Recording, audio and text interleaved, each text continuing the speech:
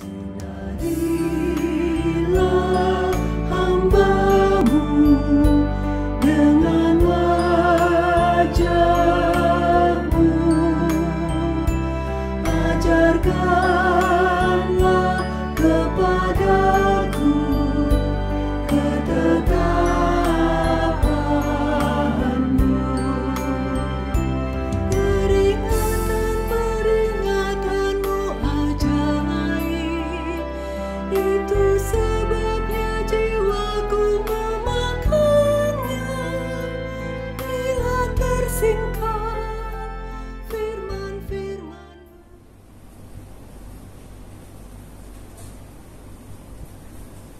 Selamat hari Minggu, umat yang dikasihi Tuhan. Dalam kasih dan anugerah-Nya, Tuhan mengundang kita ke dalam baik-Nya untuk bersekutu bersama.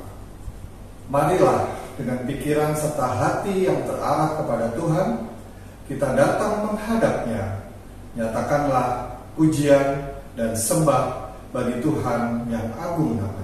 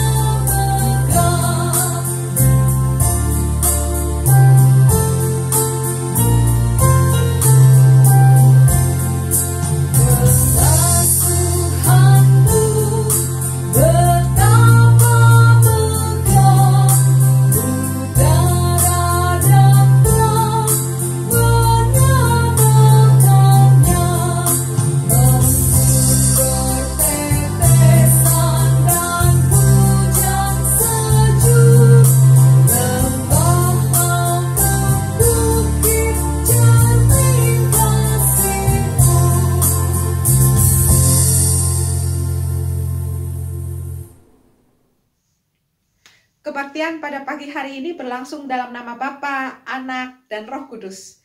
Kasih karunia dan damai sejahtera dari Allah Bapa kita dan dari Tuhan Yesus Kristus serta Roh Kudus beserta saudara sekalian. Beserta dengan saudara juga.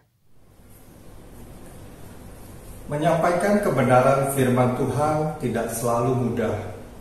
Terlebih lagi ketika firman itu mengandung kebenaran yang tidak sesuai dengan keinginan para pendengarnya.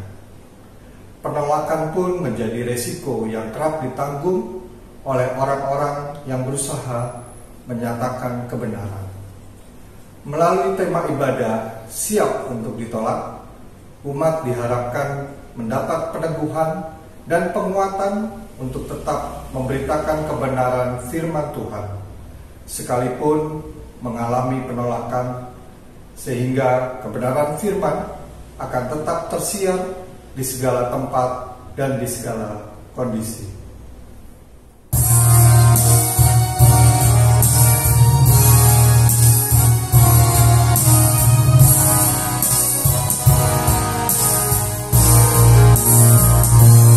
Dalam dunia penuh kerusuhan, di tengah kemelut permusuhan, datanglah kerajaan.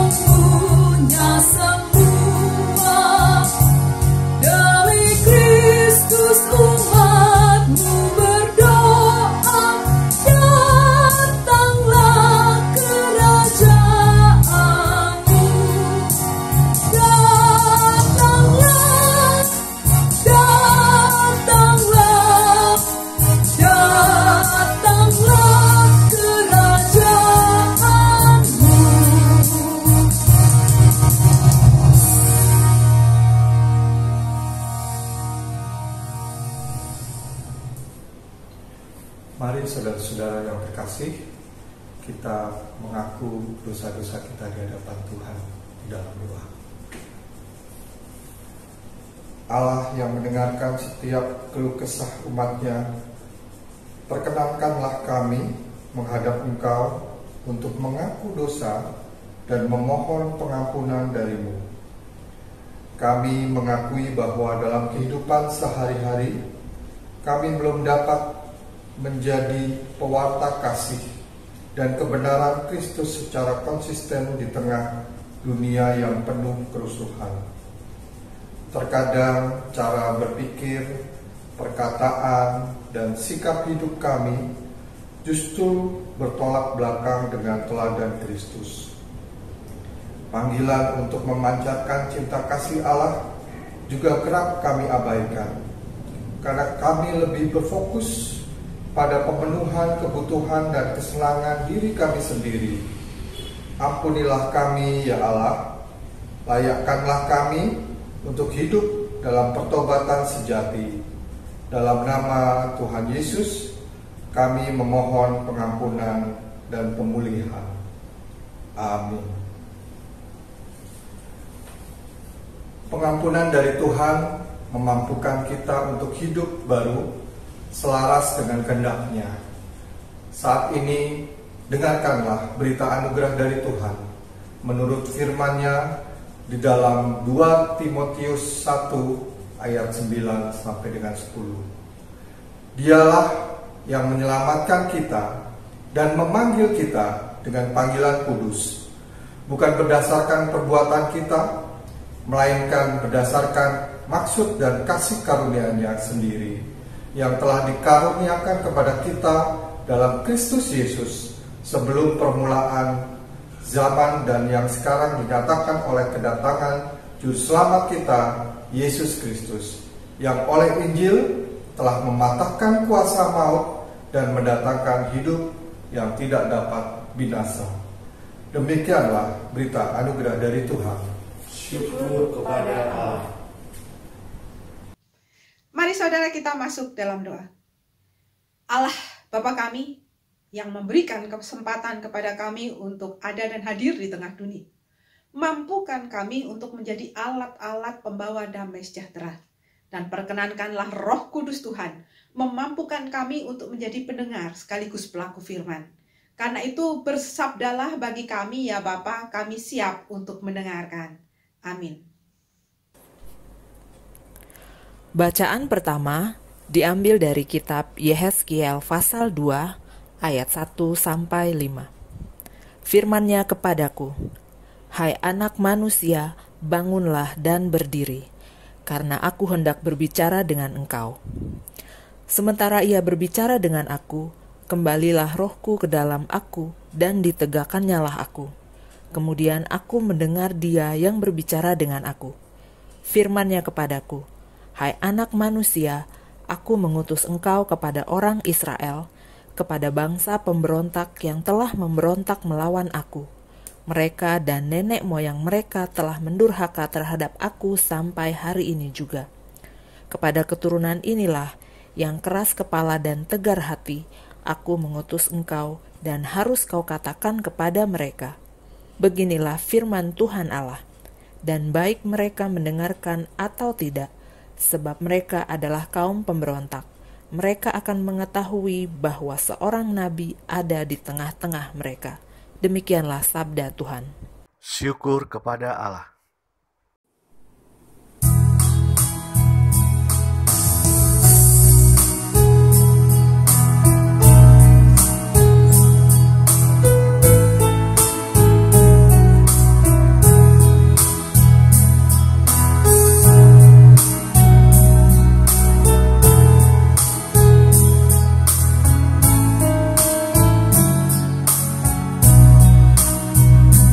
Ya Tuhan,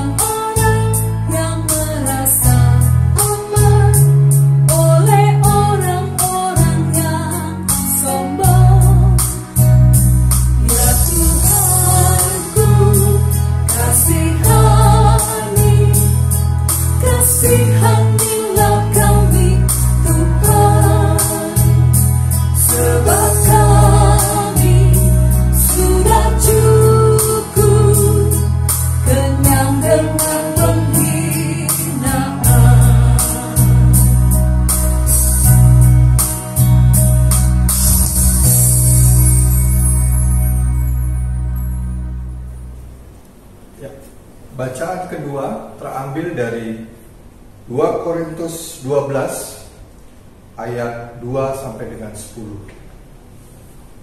Aku tahu tentang seorang Kristen 14 tahun yang lampau, entah di dalam tubuh aku tidak tahu, entah di luar tubuh aku tidak tahu.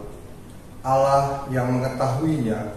Orang itu tiba-tiba diangkat ke tingkat yang ketiga dari sorga. Aku juga tahu tentang orang itu, entah di dalam tubuh, entah di luar tubuh. Aku tidak tahu. Allah yang mengetahuinya. Ia tiba-tiba diangkat ke Firdaus, dan ia mendengar kata-kata yang tak terkatakan, yang tidak boleh diucapkan manusia. Atas orang itu aku hendak bermegah, tetapi di atas diriku sendiri aku tidak akan bermegah, selain atas kelemahan-kelemahanku, sebab sekiranya aku hendak bermegah juga, aku bukan orang bodoh lagi, karena aku mengatakan kebenaran, tetapi aku menahan diriku, supaya jangan ada orang yang menghitungkan kepadaku lebih daripada yang mereka lihat padaku atau yang mereka dengar daripadaku. Dan supaya aku jangan meninggikan diri karena pernyataan-pernyataan yang luar biasa itu, maka aku diberi suatu duri di dalam dagingku, yaitu seorang utusan iblis untuk menggocok aku, supaya aku jangan meninggikan diri. Tentang hal itu aku sudah 3 kali berseru kepada Tuhan, supaya utusan iblis itu mundur daripadaku. Tetapi jawab Tuhan kepadaku, cukuplah kasih karuniaku bagimu, sebab justru dalam kelemahanlah kuasaku menjadi sempurna. Sebab itu terlebih suka aku bermegah atas kelemahanku, supaya kuasa Kristus turun menaungi aku. Karena itu aku senang dan rela di dalam kelemahan, di dalam siksaan, di dalam kesukaran, di dalam penganiayaan dan kesesakan oleh karena Kristus. Sebab jika aku lemah, maka aku kuat. Demikianlah sabda Tuhan. Syukur kepada Allah. Pembacaan Injil diambil dari Injil menurut Markus pasal yang ke-6 ayat yang pertama hingga ayat yang ke-13. Kemudian Yesus berangkat dari situ dan tiba di tempat asalnya, sedang murid-muridnya mengikuti dia. Pada hari Sabat ia mulai mengajar di rumah ibadat, dan jemaat yang besar takjub ketika mendengar dia, dan mereka berkata, dari mana diperolehnya semuanya itu? Hikmat apa pulakah yang diberikan kepadanya? Dan mujizat-mujizat yang demikian, bagaimanakah dapat diadakan oleh tangannya? Bukankah ia ini tukang kayu, anak Maria, saudara Yakobus, Yoses, Yudas, dan Simon? Dan bukankah saudara-saudaranya yang perempuan ada bersama-sama kita? Lalu mereka kecewa dan menolak dia.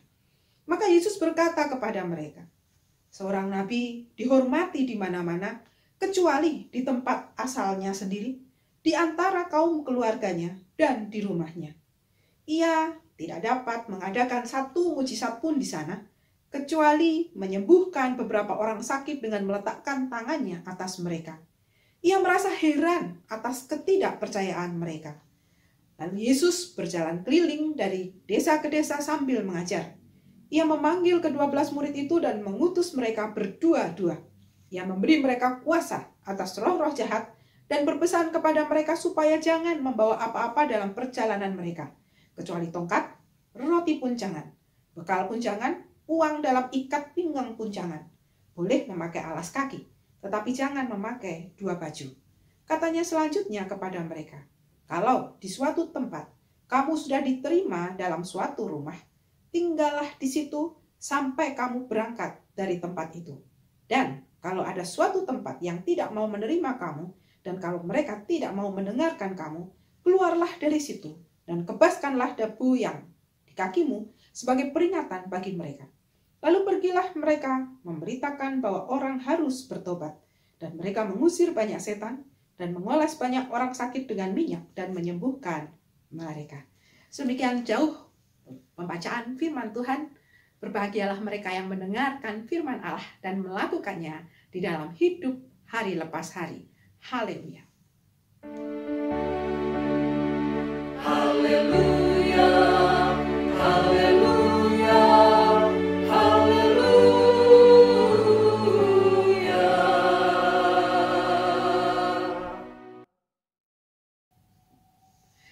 Saudara-saudara yang dikasih Kristus, salam sehat untuk kita semua.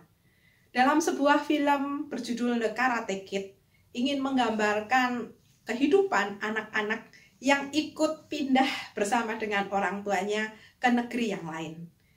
Anak kecil ini dimainkan oleh Jaden Smith, memainkan karakter seorang Trey Parker dengan ibunya yang pindah ke Beijing, Cina. Saat itu dia mesti berjuang untuk sekolah di tempat yang baru, situasi baru, dengan teman baru. Ada seorang anak perempuan bernama Mei yang bersahabat dengan dia, yang mau dekat dan mengenalkan banyak budaya Cina kepadanya. Trey Parker kecil pun sukacita untuk menjadi seorang kawan yang baik bagi Mei. Namun sayang, persahabatan mereka ini tidak disukai oleh anak-anak di dalam kelas itu. Terutama adalah seorang kepala geng anak-anak dalam kelas itu bernama Cheng. Cheng ini pandai bermain karate. Karena itulah Trey Parker akhirnya menjadi bulian di sekolahnya. Dia sering dipukul oleh Cheng dan teman-temannya. Sampai satu kali ada seorang bernama Pak Han yang dimainkan oleh Jackie Chan menolong anak ini dan kemudian membantu Trey Parker ini untuk berlatih bela diri. Namun cerita ini tidak berhenti sampai di sana, karena Trey Parker pun mengalami situasi yang tidak menyenangkan. Ketika orang tua Mei melihat Trey Parker yang berkulit hitam, mereka memiliki pikiran yang buruk dan mereka menganggap Trey Parker ini bukan siapa-siapa, tidak sekelas dengan mereka, tidak memiliki bobot bibit bebek yang sama. Di tengah situasi seperti itu, Trey Parker tetap berjuang untuk berhasil menjadi seorang yang memiliki ilmu bela diri agar di dalam nanti sebuah kesempatan dia dapat bertarung dengan Cheng dan kemudian memenangkan pertarungan itu dan menjadikan dia seorang baru di dunia karate kid pada waktu itu. Saudara-saudara yang dikasih Kristus, penolakan, pengasingan, dan kemudian juga kebencian orang-orang atas kehadiran seorang yang baru membuat seseorang makin terasing, membuat seseorang makin tertolak. Dan ketika orang ditolak, ada beberapa sikap yang dia munculkan. Di antaranya adalah dia memilih untuk pergi menjauh ataupun dia mengalah dengan situasi yang ada. Tapi Trey Parker kecil ini tidak bertindak demikian. Dia lebih memilih berjuang dan bertahan hidup, dan dia menunjukkan bahwa di dalam acara atau permainan nasional itu dia menang terhadap Cheng. Dan ini adalah perjuangan panjang ketika dia memiliki kemudian identitas baru sebagai seorang anak kulit hitam, namun punya semangat yang baik. Saudara-saudara yang dikasih Kristus, perasaan terasing, diasingkan hingga tertolak adalah perasaan tidak nyaman yang dapat mempengaruhi keseluruhan hidup seseorang. Bagaimana situasi tidak nyaman seperti ini, kita tetap memiliki keteguhan dan kita dapat mengatasi situasi-situasi tidak nyaman tersebut. Injil Markus pasalnya yang ke-6 ayat pertama hingga ayat ke-13. Mari kita lihat kembali bagaimana sikap Yesus di sana mengatasi dirinya yang ditolak oleh orang-orang di daerahnya sendiri. Kita melihat bahwa ketika itu Yesus sedang mengajar di dalam rumah ibadat di kota asalnya, yaitu kota Nazaret. Para pendengar di sana sangat senang mendengarkan firman Tuhan dan Alkitab mengatakan mereka takjub. Namun kemudian mereka mulai bertanya-tanya, dengan otoritas siapa Yesus melakukan hal-hal ini? Memberitakan firman, melakukan mujizat-mujizat, dia bisa melakukan kuasa-kuasa yang besar untuk mengajar. Mereka mempertanyakan asal-usul Yesus, bukankah dia anak Maria, anak tukang kayu? Bukankah saudara-saudaranya, Yoses dan lain-lain ada di sini, bahkan saudara perempuannya ada di sini? Mereka kemudian kecewa, merasa ternyata Yesus ini tidak sesuai dengan guru rabi, nabi yang mereka harapkan, yang memiliki nama besar dan dari keturunan Daud. Mereka tidak sadar bahwa Yesus adalah keturunan Daud. Jadi mereka melakukan hal-hal yang orang bilang judge the book by the cover. Padahal kita memiliki pesan, jangan pernah menghakimi hanya dari kulit luarnya. Tapi hal-hal inilah yang sering terjadi di tengah kehidupan kita. Orang tidak mendengarkan firman yang disampaikan, tetapi mengaitkan dengan pribadi yang mengabarkan firman tersebut. Mereka merasa bahwa nabi-rabi bukan seperti Yesus. Yesus memang memiliki kuasa, memiliki karya yang luar biasa, memiliki otoritas Allah. Tapi bagi mereka bukan Yesus yang orang Nazaret yang mereka kenal, yang sehari-harinya mereka tahu seperti apa. Yang dulunya waktu kecil mereka tahu seperti apa. Dan inilah sebuah kesalahan ketika orang-orang hanya melihat sisi luar seseorang, tetapi tidak melihat firman yang disampaikan. Mereka menjadi kecewa dan kemudian menolak Yesus. Saat itu Yesus berkata, seorang nabi dihormati di mana-mana, kecuali di tempat asalnya sendiri, di antara kaum keluarganya dan di rumahnya. Bahkan karena sikap penolakan dari orang-orang Nazaret, penulis Alkitab mengatakan bahwa Yesus tidak dapat mengadakan mujizat, satu mujizat pun di sana, kecuali menyembuhkan beberapa orang sakit dengan meletakkan tangan atas mereka.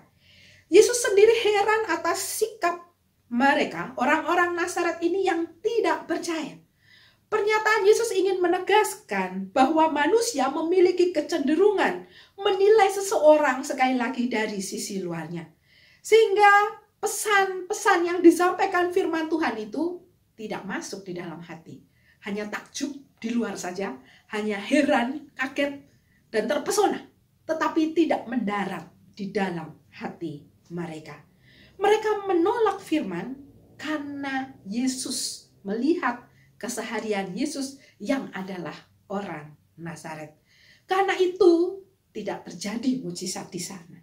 Mujizat terjadi ketika seseorang mau mendengarkan firman Tuhan dan dia juga memberikan respon percaya kepada firman Tuhan dan mengamini firman Tuhan. Karena itulah mujizat bisa terjadi. Kalau tidak ada respon, maka tidak ada mujizat yang terjadi. Situasi ketidakpercayaan para pendengar yang lebih mengutamakan otoritas pemberi kuasa dan keturunan pemberi kuasa menunjukkan bahwa pemberitaan firman Tuhan senantiasa ada pada dilema antara diterima atau ditolak. Karena itu Yesus mengutus para murid kemudian menyebarkan firman Allah dan mengingatkan efek daripada pemberitaan firman. Dan Yesus memberikan pesannya demikian. Kalau di suatu tempat kamu sudah diterima dalam suatu rumah, tinggallah di situ sampai kamu berangkat dari tempat itu. Dan kalau ada satu tempat yang tidak menerima kamu, dan kalau mereka tidak mau mendengarkan kamu, keluarlah dari situ dan kebaskanlah debu di kakimu sebagai peringatan bagi mereka. Saudara-saudara yang dikasihi Kristus, dari pesan Injil Markus ini kita mendapati beberapa hal. Yang pertama adalah kepercayaan kepada Yesus membawa perubahan di dalam diri seseorang. Sebagai pengikut Kristus, kita bernama Kristen, maka kita perlu untuk memiliki nilai-nilai Kristiani di dalam hidup kita yang mengejawantah di dalam hidup kita dan di dalam sikap serta tutur kata kita. Karena itu, nilai-nilai masyarakat yang selalu ditanamkan dan kemudian diberikan, dilabelkan kepada orang lain seperti bobot, bibit, bebet, tidak bisa dijadikan ukuran penilaian bahwa seseorang terlahir baik karena bobot, bibit, dan bebetnya. Kita juga menyadari bahwa meskipun berasal dari kandungan yang sama, ibu yang sama, belum tentu memiliki keberhasilan dan kebaikan yang sama. Karena itu yang lebih penting adalah penanaman nilai-nilai Kristiani di dalam kehidupan kita agar kita memahami bahwa pembentukan karakter itu dapat dilakukan dimulai dari diri dan lingkungan sedini mungkin. Termasuk pembentukan nilai-nilai dengan mendapatkan kedekatan dengan Tuhan, atau waktu khusus bersama dengan Tuhan.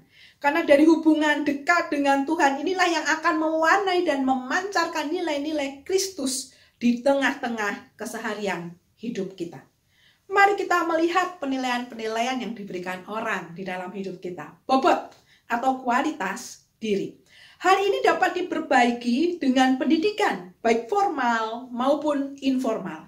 Pendidikan informal dan pendidikan formal bila berjalan dengan seimbang akan memberikan nilai lebih di dalam kehidupan kita.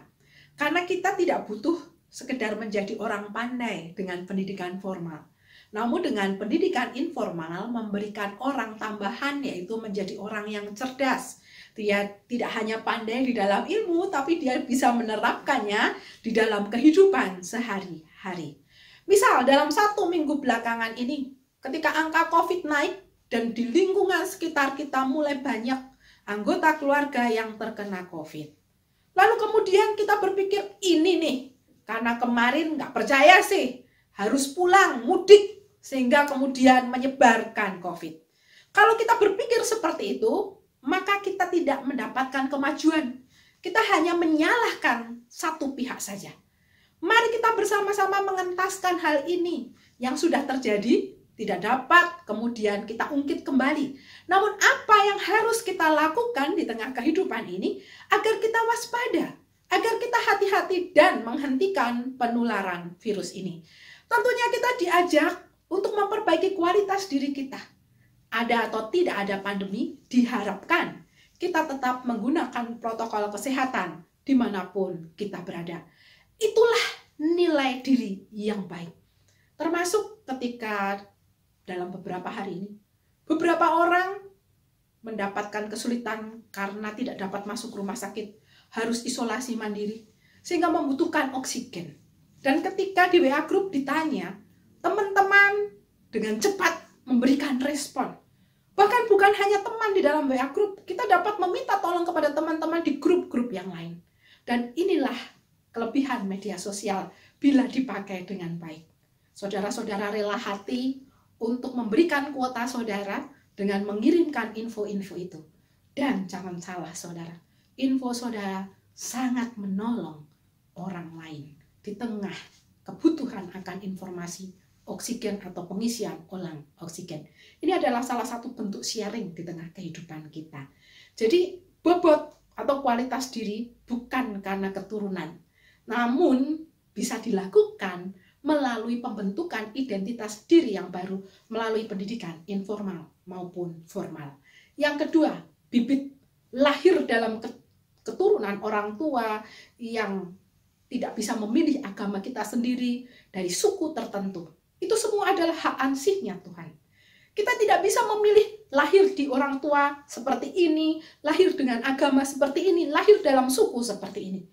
Kita hanya bisa sekali lagi menerima kasih karunia Allah dengan kekayaan yang luar biasa itu.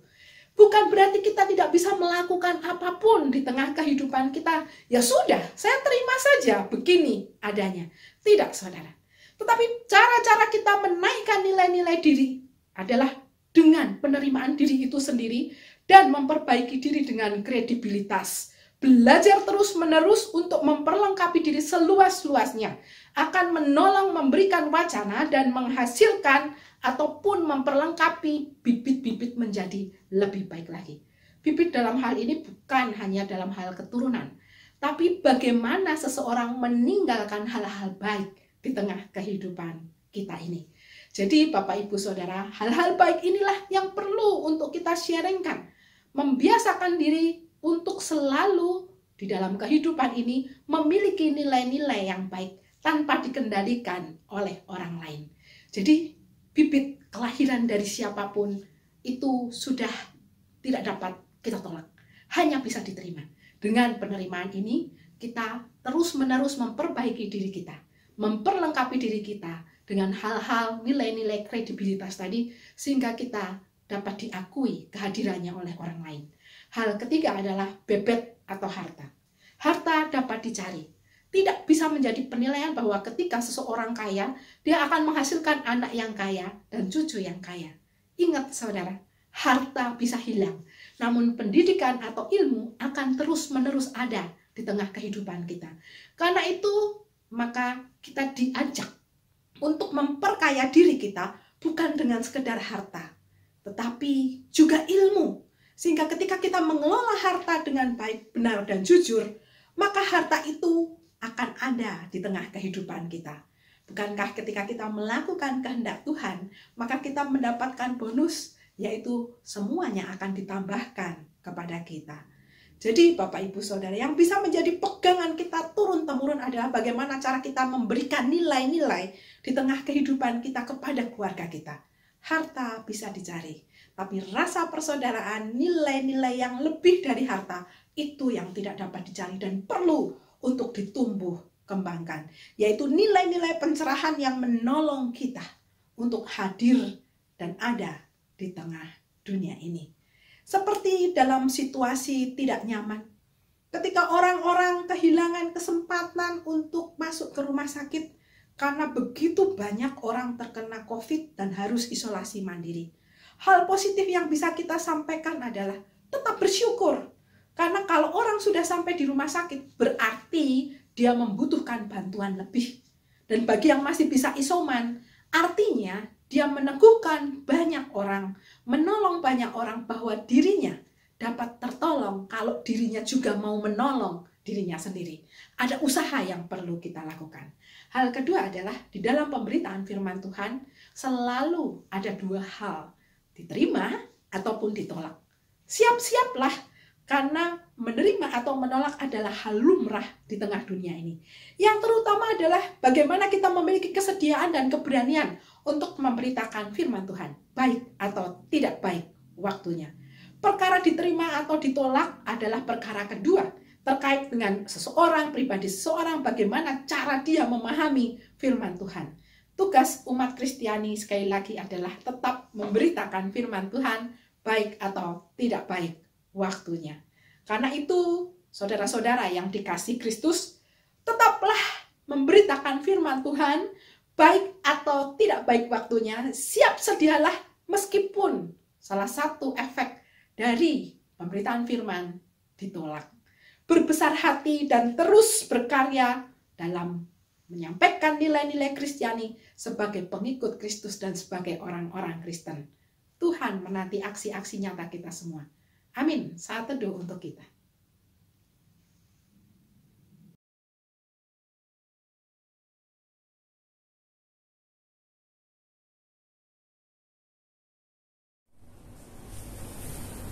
Bersama dengan umat Allah di sepanjang abad dan segala tempat, marilah kita menyatakan pengakuan iman Rasul demikian.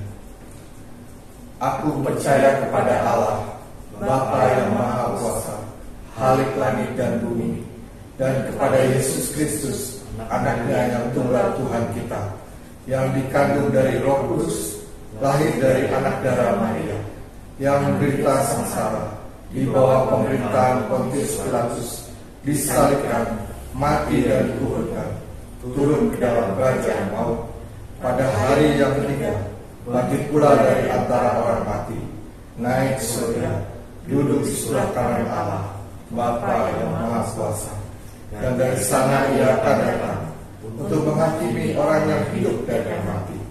Aku percaya kepada Roh Kudus, gereja yang kudus dan am, persekutuan orang kudus, pengampunan dosa, kebangkitan orang mati, dan hidup yang kekal. Mari saudara kita masuk dalam doa syafaat. Bapa yang memberi kesempatan kami untuk berkarya di tengah dunia. Dalam minggu-minggu ini kami kaget dan terkejut ketika dampak COVID ada di sekitar kami. Banyak saudara dan tetangga kami yang terkena COVID ini. Berikanlah mereka hati yang tabah dan teguh. Dan bagi para medis, kuatkan mereka, karena mereka menjadi ujung tombak penyelesaian masalah COVID ini dengan menolong, meringankan beban orang.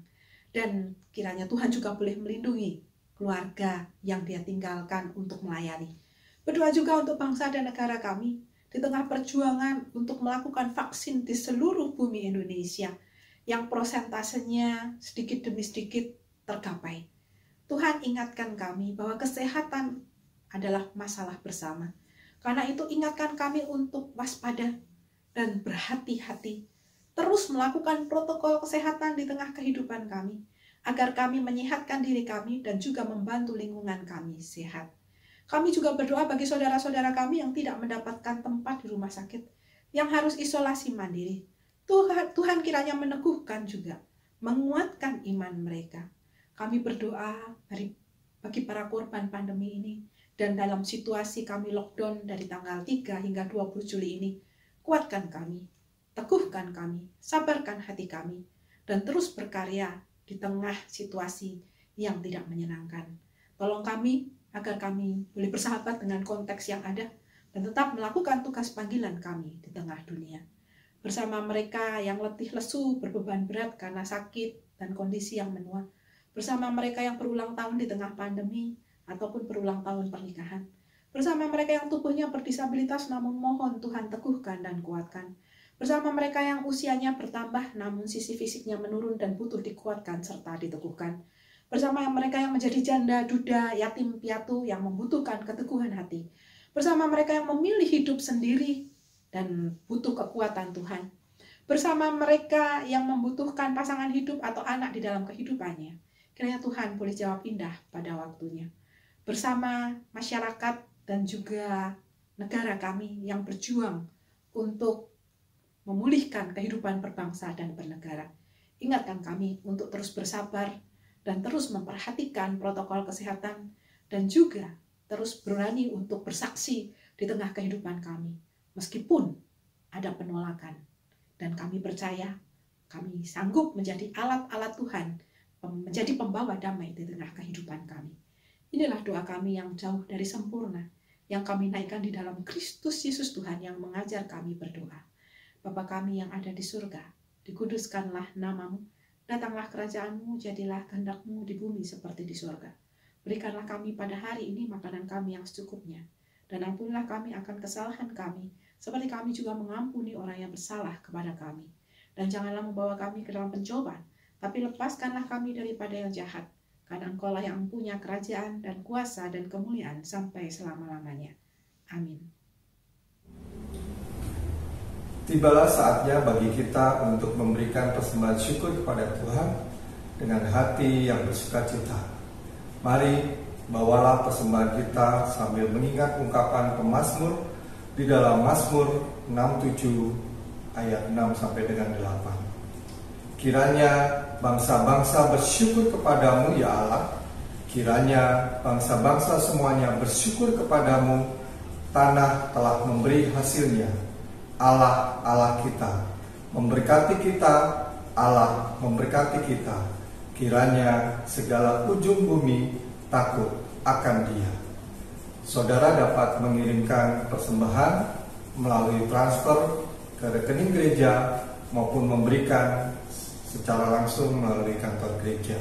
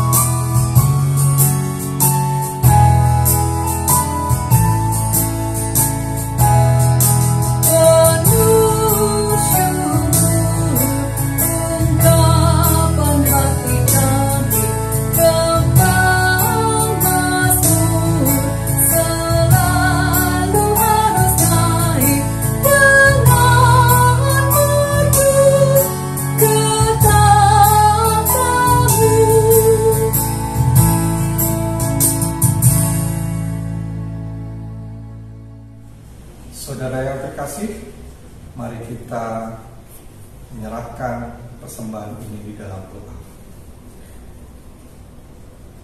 Ya Tuhan, Sang Pemberi hidup, kami mengucap syukur atas berkat yang Engkau percayakan pada kami. Biarlah rasa syukur kami juga kami nyatakan melalui persembahan yang kami bawa di hadapan-Mu. Terimalah ya Tuhan, supaya dapat dipergunakan untuk memuatakan cinta kasih-Mu dalam Kristus yang setia memelihara umat-Nya. Kami sudah berdoa. Amin.